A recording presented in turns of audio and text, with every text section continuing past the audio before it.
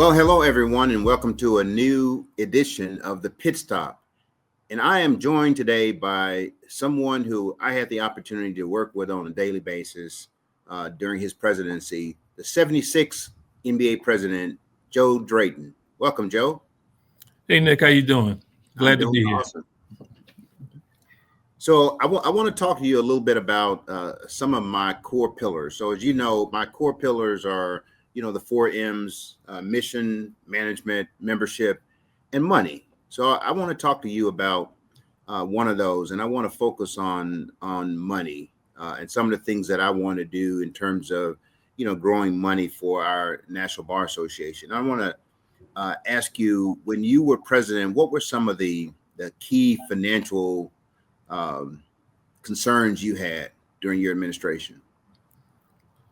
Well, as you may know, I served as the vice president. I served as vice president of finance, and then president-elect, and then president of the National Bar Association. So I had a good understanding of the National Bar Association's finances, and we needed to increase our coffers, bottom line. And at the time, we were looking to hire and expand our office, and so we needed sufficient funds for those things. Um, but what I noticed, sort of as a affiliate chapter president, what I noticed as a regional director, and what I noticed as an officer of the bar, is that in order to raise money, we're lawyers, we're not fundraisers. You have to offer something that's of high quality.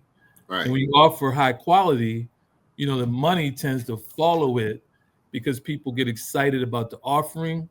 It's key and mission critical to either their needs, maybe their corporation's needs. And that's kind of how you grow revenue for a bar association. And so when I was president and leading up to that, my thought was great programming, great communication, and flawless execution. And once you do those things, it builds confidence. And then people give when they have confidence that they're giving to something that's greater than them.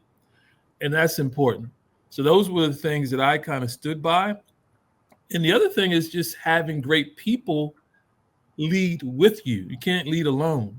And so that was one of the reasons why we worked together, because one of the major events was the mid-year conference in Dallas, and I needed a proven leader. And so I came to you, and I came to you humbly as a servant leader and asked you to help me. And you agreed to that. And then that led to flawless execution because you were an affiliate chapter president down in Dallas. You had a team of people that could help you, help me, and help us, and help the National Bar Association. And we had a vision, and we executed on that vision. So I think, you have to be strategic. You have to have careful planning, and you have to know your audience so you can serve your audience. Yeah, so there are a couple of things that I've talked about, in terms of, how we could raise money to help. And of course, the most obvious way is to grow the membership. You get additional membership dues, and of course, different or additional convention registrants. And then also a national sponsorship council where we would actually go after law firms and Fortune 500 companies and other companies that might have some sort of equity-based objective for their companies. And there are some people who feel that in today's environment that the law firms are not going to contribute at all. Do you agree with that, or do you agree with me that we still should be approaching those law firms? We don't have to call it DEI, but approaching those law firms and letting them know that just like they contribute to the ABA or the state bar, then we are also a bar association with some of those same objectives. Well, I think I agree with you in the sense that you should always be approaching potential sponsors, past sponsors, law firms included.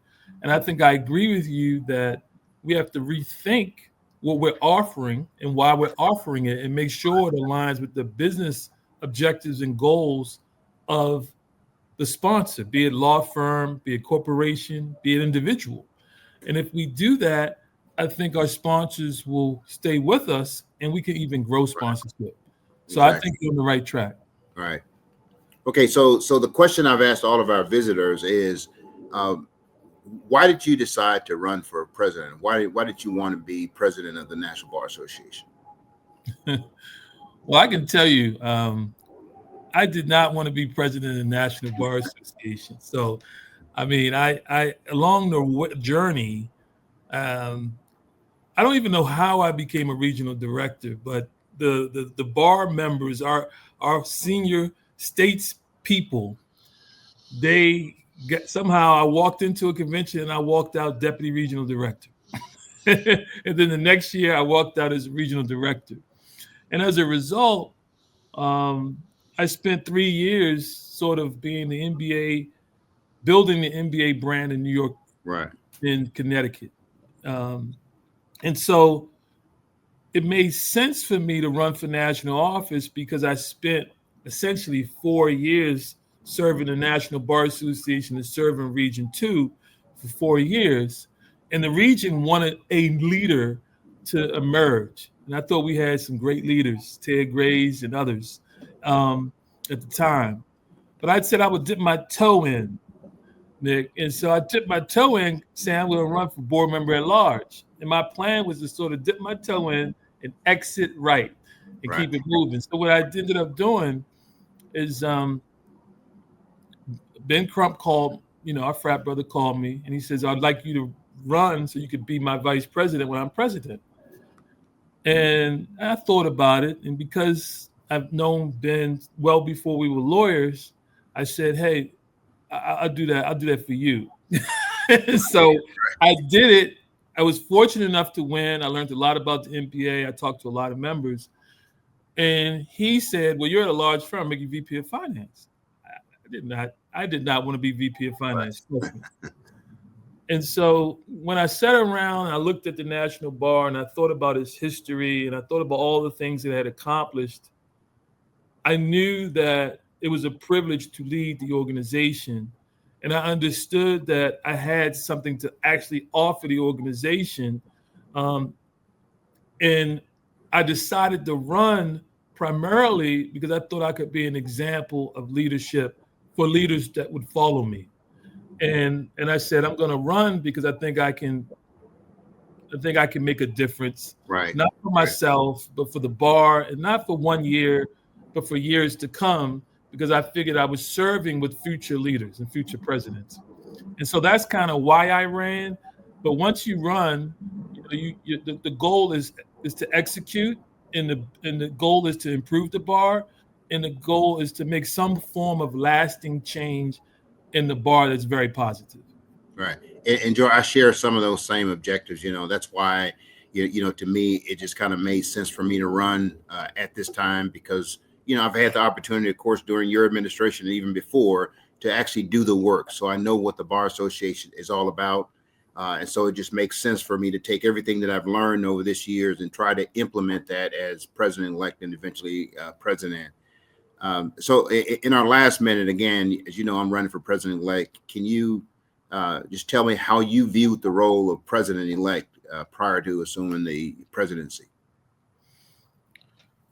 Well, look, I see it as two jobs, role of president-elect. The first job is to be supportive of the president and the president's agenda and determine how you can help them be successful. That's job number one. Job number two is for you to help the National Bar Association. And you help the National Bar Association by being ready to be the president. And right. So you spend that year making sure that you're ready to hit the ground running. For you, the thing, in my opinion, that distinguishes you from other people in this exercise is that you've done the work on a national level. You've been heavily involved in leading a convention. You've been heavily involved in leading a mid-year conference. You've been heavily involved in executing signature programs as a National Bar Association year after year. So you have a leg up because you understand the kind of execution that it will take. You know the people you want to tap to help you. And I think you can get more done than the basics because you've already mastered the basics. And so I'm hoping that you emerge as a president-elect. And if you do, I cannot wait for your administration because you're going to be a cut above. Well, thank you, Joe. I really appreciate those words. And thank you. I know you got a lot of work there to do in New York, and I appreciate you taking a few minutes out to talk to us. Well, thank you. I appreciate being a point on your pit stop. All right. Take care.